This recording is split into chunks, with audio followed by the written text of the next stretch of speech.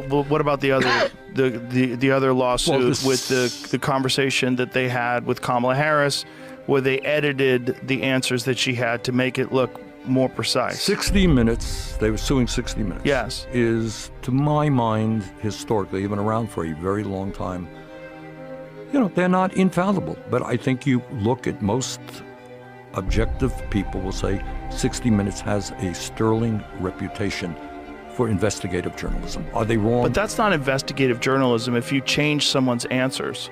If you ask her a question and she comes with a rambling answer that doesn't make sense, and you edit that out and insert another answer to a different question that seems more cogent. Right, Joe, then you're walking down, you're walking down a dangerous path. Suing media has the impact of intimidating media.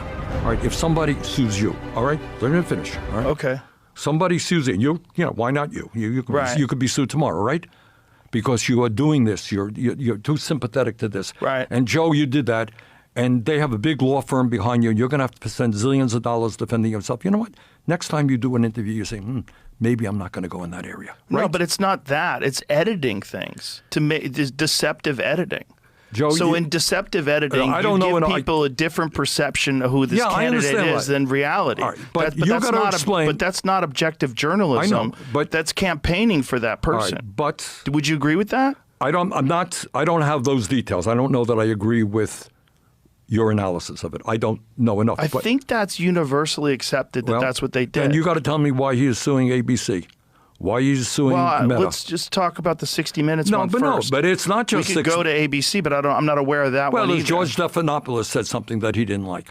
But the point is, what did Stephanopoulos say? I can't remember. It was I honestly don't remember. But I think what he was saying was factually incorrect about the results of one of Trump's trials. All right. Guess what? If I were to sue everybody who said things that were factually incorrect about me, I'd be suing people zillions of times. But Joe, what you're saying is, look, does media get it wrong sometimes? Absolutely. Should you have the most powerful person in America suing media? What is the impact of that? The impact is clearly intimidation. He wants to defund public broadcasting, NPR. Why is that? Well, because they also would run critical stories of him. This is part, in my view, without getting into any one case, it's part of a pattern that says, hey, I got the power. Don't you criticize me. You criticize me, I'm going to sue you. So it's not whether this show was right or wrong. There are shows every day they get it wrong. It's whether you respect you and other media people to do the best that you can. And if I don't like what you're doing, I'll go someplace else.